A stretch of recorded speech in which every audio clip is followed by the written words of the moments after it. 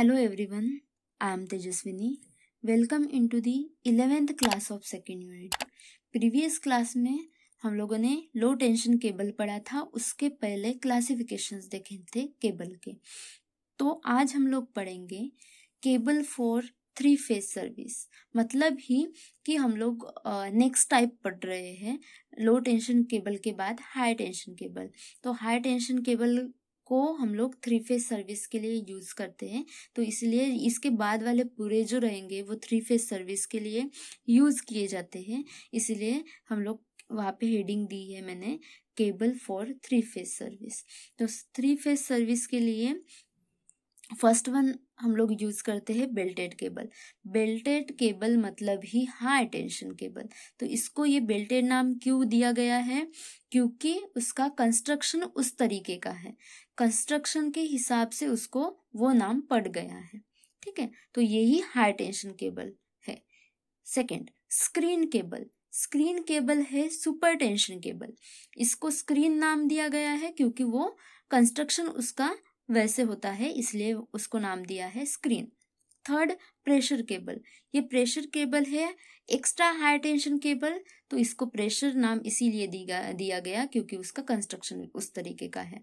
अगर तुमको पेपर में एग्जाम में ये आता है कि हाई टेंशन के, अगर आपको एग्जाम में क्वेश्चन आता है हाई टेंशन केबल एक्सप्लेन करो, तो आपको बेल्टेड केबल एक्सप्लेन करना है। अगर क्वेश्चन आता है कि सुपर टेंशन केबल एक्सप्लेन करो, तो वहाँ पे स्क्रीन केबल एक्सप्लेन करना है। और जब भी बोले कि extra high tension cable explain करो, तो प्रेशर केबल करना है। तो मतलब इसके ऐसे नाम है, तो ऐसे याद रखना है, तभी आप लोग एक्सप्लेन कर सकते हो। Now see high tension cable, that is belted cable. Belted cable हम लोग 11 kV तक यूज करते हैं, 11 kV वोल्टेज के लिए यूज करते हैं। तो ये हुआ उसका कंस्ट्रक्शन। ठीक है, तो ये कंस्ट्रक्शन याद रखना है। सी, फर्स्ट क्या दिया गया है? यहाँ पे 3 कोर है, दिख ही रहे हैं 1 2 3। तो ये 3 कोर में स्टैंडर्ड कंडक्टर लगाए हैं, ये स्टैंडर्ड कंडक्टर है। मैंने ऐसे ड्रॉ किया है, इसका मतलब ऐसा नहीं है कि ये स्टैंडर्ड नहीं है, ये स्टैंडर्ड कंडक्टर है। ठीक है, ये स्टैंडर्ड कंडक्टर है। उसके बाद उसके ऊपर ये जो है इंसुलेशन लेयर लगाई है, ये वाली।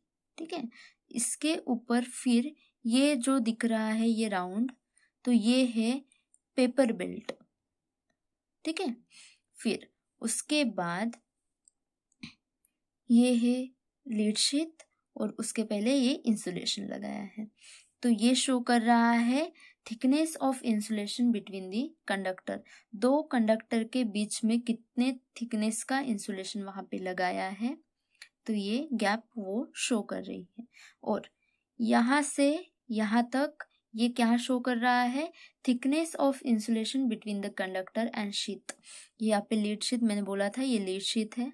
ठीक है, ये लीड शीट से यहाँ कंडक्टर तक का ये थिकनेस है, तो ये थिकनेस शो कर रहा है insulation between conductor and sheet.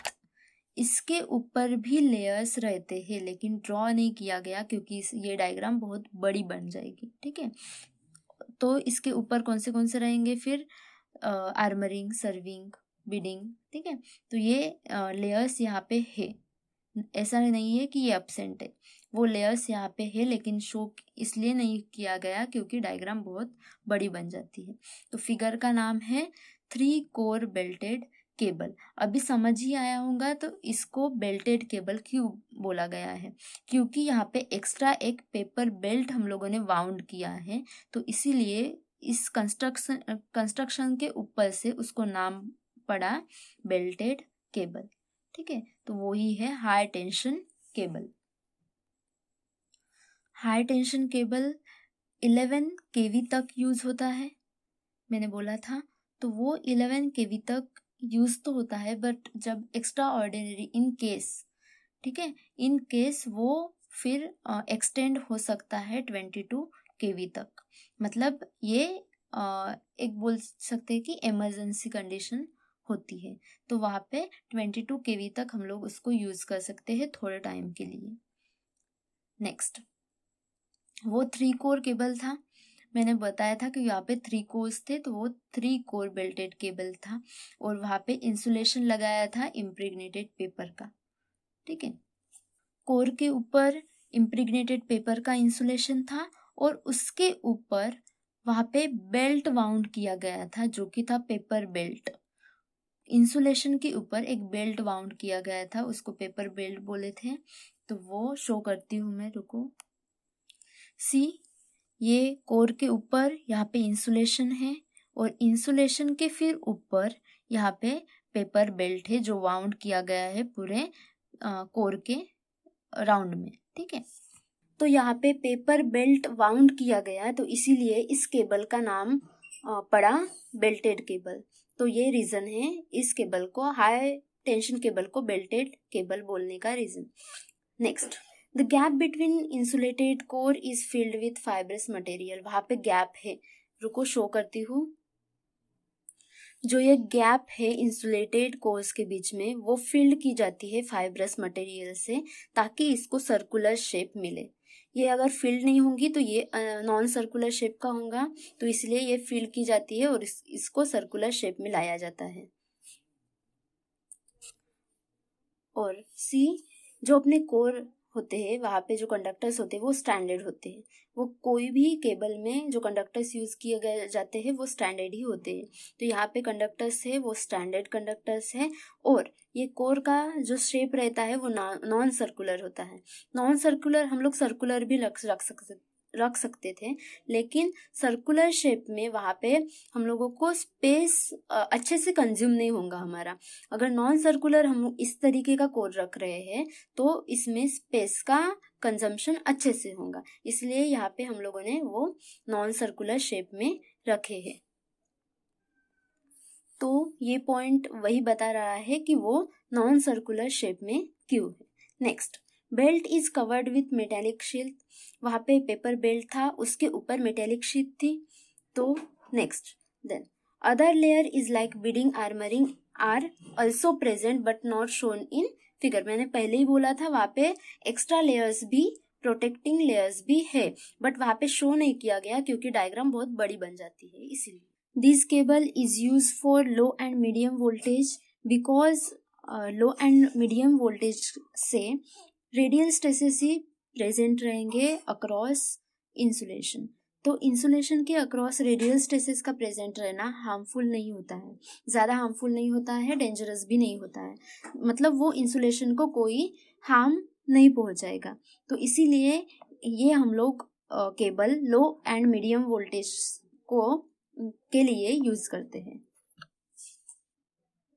इस केबल को 11 kV तक यूज किया जाता है, बट पर्टिकुलर केसेस में जहाँ पे नीडेड है एकदम, तो वहाँ पे हम लोग 22 kV कुछ टाइम के लिए वहाँ पे ट्रांसफर कर सकते हैं। तो वहाँ पे फिर 22 के अगर बियॉन्ड जाता है, 22 के पार जाता है, तो वहाँ पे टेंजेंशियल स्ट्रेसेस डेवलप होंगे। टेंजेंशियल स्ट्रेसेस हार्मफुल होते हैं, डेंजरस होते हैं इंसुलेशन के लिए।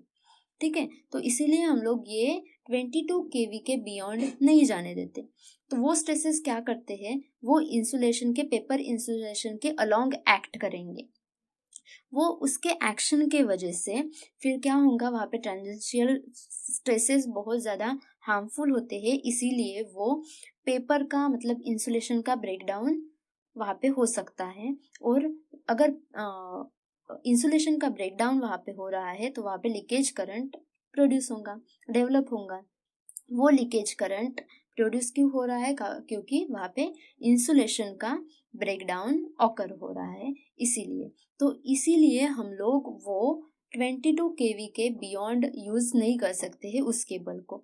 वहाँ पे 11 kV तक ही उसकी लिमिट है, बट इन केस अगर कोई नीड है हमको तो वहाँ पे 22 kV हम लोग यूज कर सकते हैं कुछ टाइम के लिए। बट 22 के ऊपर अगर करते हैं तो वहाँ पे टेंजेंशियल स्ट्रेसेस आ जाते हैं जो इंसुलेशन को हार्म करेंगे, ब्रेक करेंगे, और उसके वजह से वहाँ पे लीकेज करंट प्रोड्यूस होगा। तो ये चीज़ ना हो इसलिए हम लोग बियॉन्ड 22 kV ये केबल यूज नहीं करते हैं। तो ये हुआ हाई टेंशन केबल जो कि था belted cable. This is the end of our class. Next class में हम लोग सुपर टेंशन केबल देखेंगे। See you in next class. Thank you.